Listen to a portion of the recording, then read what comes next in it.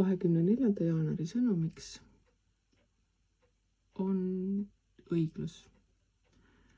Mulle tundub, et siin viimastel päevadel on päris mitmed kaardid juba sellisesse suunda näidanud, et asjad peavad olema tasakaalus, asjad peavad olema läbimõeldud, asjad peavad olema võimalikult loogilised.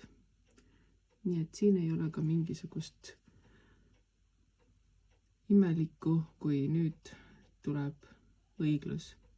Ehk et asjad peavad olema ka õiglased, näima õiglastena, tunduma õiglastena ja olema õiglased. Ei tasu teha midagi sellist, mis võiks kaasa tuua mõne politsei või kohtukutse, sest et seal jahvatatakse pikaldaselt, tõenäoliselt õiglaselt.